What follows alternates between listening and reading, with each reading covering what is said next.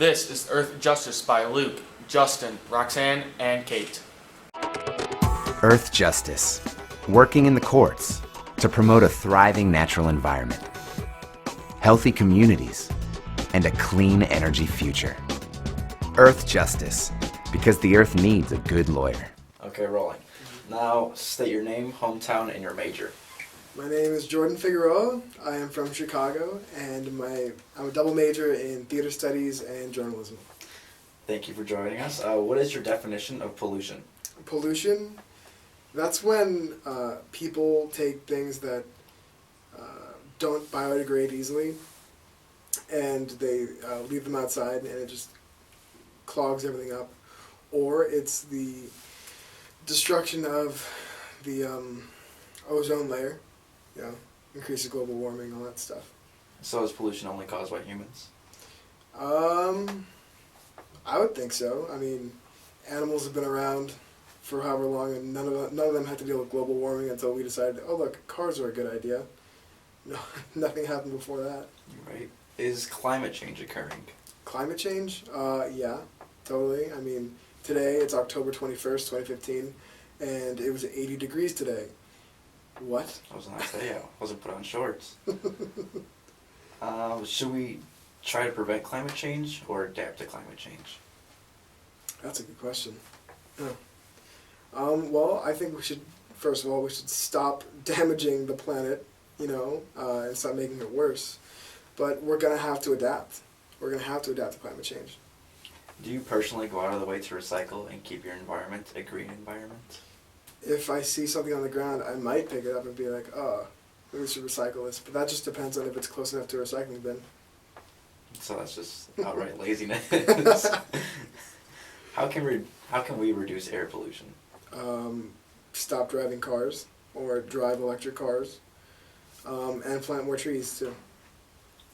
Is preserving the ozone layer important to our well-being? Yeah, it is, because the ozone layer helps absorb the direct sunlight.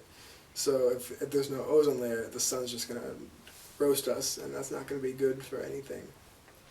Should factories be allowed to release large amounts of chemicals into our air, or should we start regulating the amounts of chemicals produced into our environment? We should absolutely be regulating that. There's no discussion. Why would we let them poison our air with their chemicals?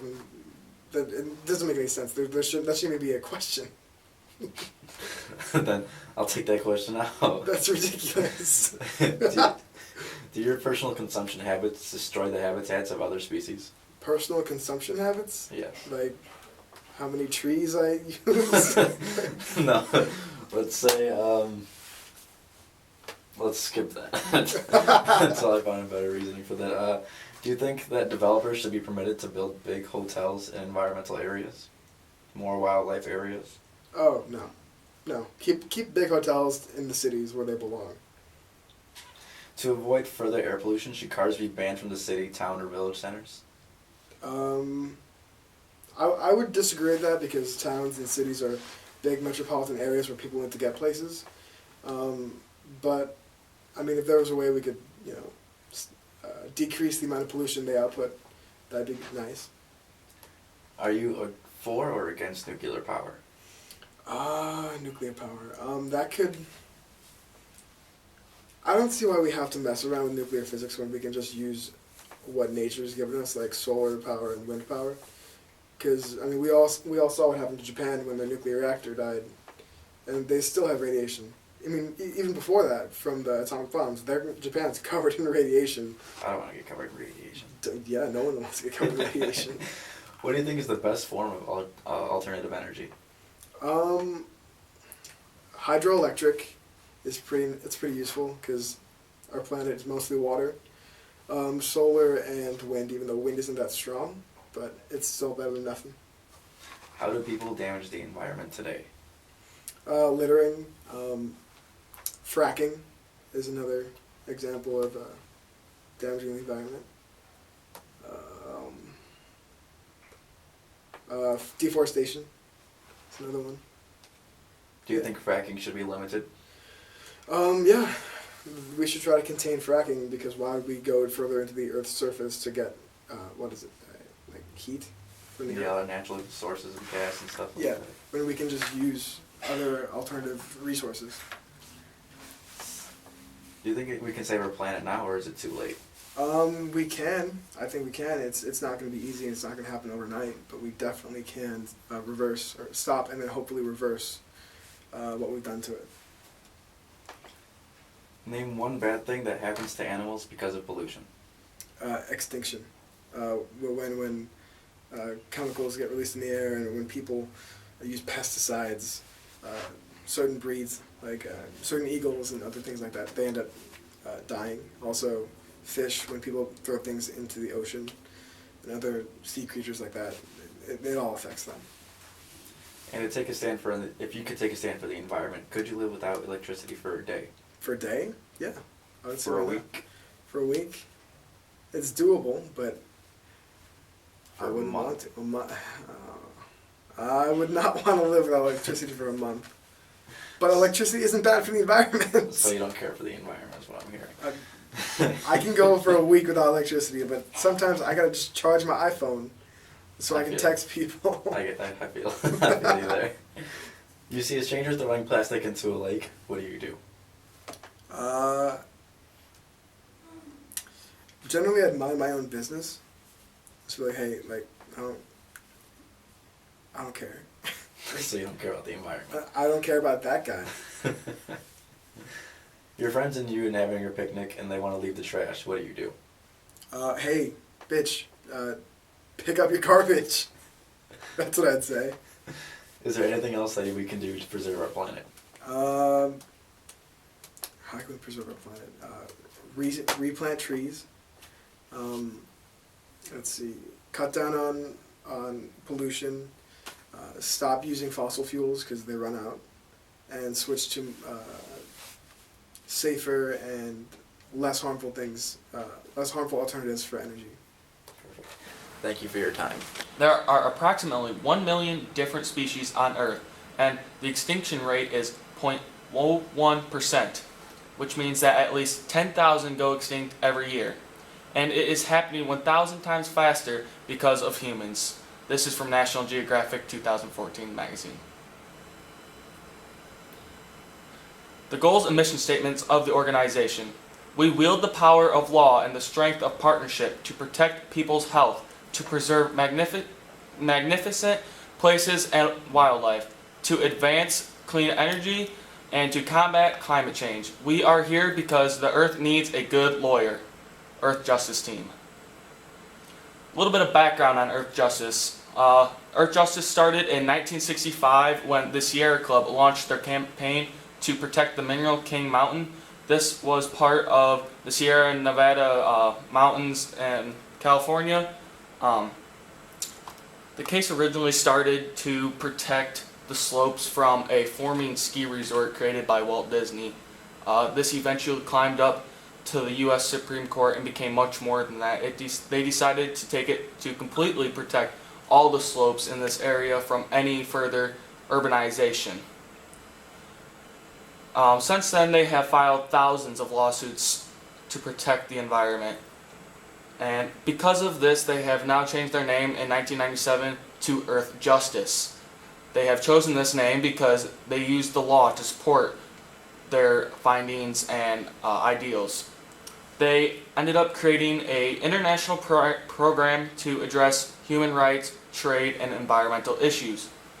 Earth Justice now uses the law and the support of the general public to protect people's health, to preserve magnificent places and wildlife, to advance clean energy, and to combat the climate change. Now, you can donate through money, but you can also donate through stocks and bonds by purchasing these and giving them to Earth Justice. You can also have companies look into your donation, and they may as well be able to donate monetarily too. Their biggest gifts are monetarily. You can donate your time if you are a lawyer, because that is what they use. So they would like you to help them team up and to fight alongside them in their cases. And you can also leave gifts while you are in the afterlife, it says. by giving of your land for them to protect and conserve for later human beings to use. And then you can also write letters to your senators concerning earth justice cases and giving your points, and maybe a couple petitions. This way they'll be able to have the general support that they need. The validity of the organization has been proven by a couple different organizations, including Charity Navigator. They've given Earth Justice a 4-star rating, which is out of 4, and they've gotten it 5 years in a row. Only 4% of nonprofit organizations can claim this. Also, the Better Business Bureau has been part of the... Earth Justice is a member of the Better Business Bureau Wise Giving Alliance, and that means that they meet 20 out of 20 standards for becoming a charity that is accountable and good to give to. They also win about 50 cases a year on average. So you should donate because donations are tax deductible. It helps keep the earth safe and healthy and the people living on it, and 82% of all donations go directly to serving the planet. So where do the money go and who it helps? So first of all, it helps animals in the Arctic, the ocean ecosystem, wildlife and wildlands. It can also affect people like us, in terms of air pollution, clean water. It also affects the planet itself by cleaning energy, making change to the climate changes that happen nowadays, also by oil drilling and coal. So the first focus area of Earth Justice is the Arctic. Earth Justice played a strategic role in advocating for a landmark program to reduce methane, black carbon and other pollutants. Earth Justice is one of the few civil society representatives in the newly formed Climate and Clean Air Coalition. In addition, their another focus area is wildlife. Earth Justice lawyers have helped save hundreds of species from extinction. It all began in 1976 when Earth Justice filed the first ever lawsuit against the government to protect the wildlife. In 2013, the Supreme Court solidified protection won by Earth Justice and its allies about 100,000 of wildlands in Utah. The third focus area of Earth Justice is the ocean ecosystem.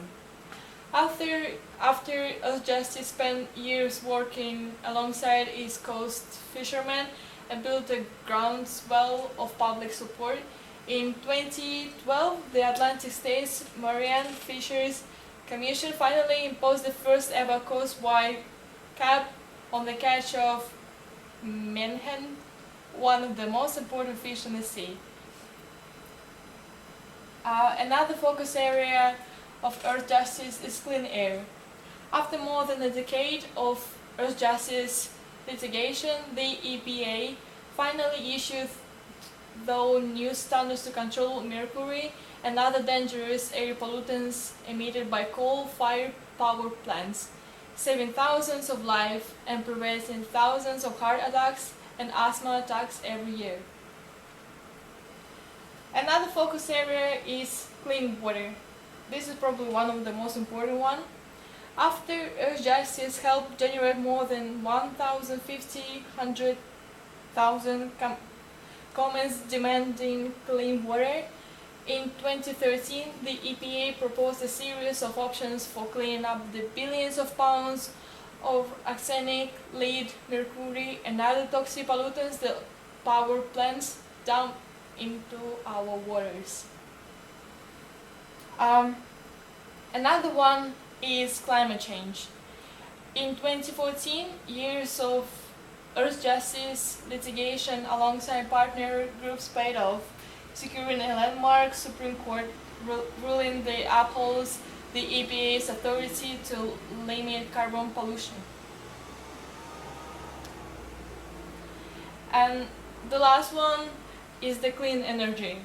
As a result of multi-year collaboration with the Earth Justice, Hawaii's main electric utility has adopted a groundbreaking plan that helps tens of thousands of rooftop solar setups in the state to connect to the grid, establishing a cutting-edge model for the rest of the nation.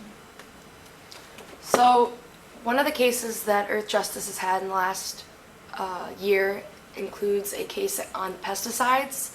They want to protect bees because there are very dangerous pesticides out there that are used to help crops or help prevent other bugs from infecting the crops and eating them, but it also has been killing bees off, which are necessary to pollinate all crops. Like about a third of food in the world is dependent on the pollination of crops from honeybees. It's estimated that the work that honeybees do just naturally would cost the government and agriculturists about $125 billion in the entire world. Last year, it went to the Ninth Circuit Court to create bans on the pesticides, which the EPA had previously stated were fine, and on September 10th, the federal courts prohibited the use of sulfaxaflor as a pesticide, which was what was so harmful to bees.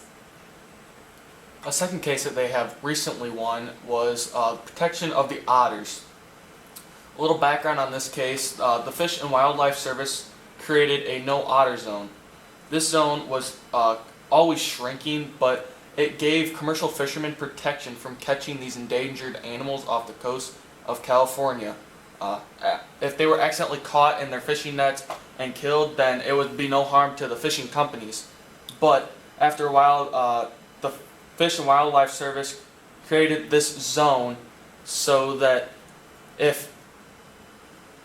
to protect fishermen, but also to protect the area in which otters could go in protective areas. So they limited their habitat to a couple hundred square miles compared to what they had almost the complete coast of California. This gave the exemption to the companies, but it also endangered the species even more. And 2012, after years of studies, they decided that fishing in this area is harmful to the ecosystem. This is because it had limited the otters to such one area that one area became overfilled with the otter population, and then it also stopped other areas from having the opportunity to interact with otters, which were a major role shown by studies. This information was received from the Otter Project, from otterproject.org. September 21st, the case finally reached the Supreme Court, and it was won. It was passed that there would no longer be a no otter zone, so this would end up eventually helping the ecosystem in the ocean and helping also the otters to live a more fulfilled life. This saved the otters from their relocating due to the pressures of the fishing companies, so no longer the companies would be protected in certain areas. They had to watch for otters. Otters were able to move as freely as they wanted.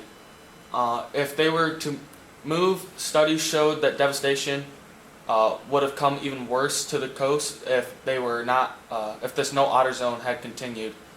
This has become a vital part of the reproduction. They now have the ability to move freely and expand their living area.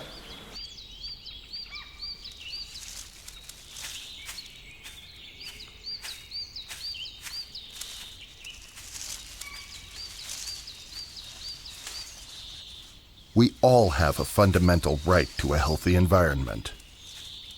Earth Justice defends that right in the courtroom. And we win. Join our fight, Earth Justice, because the Earth needs a good lawyer.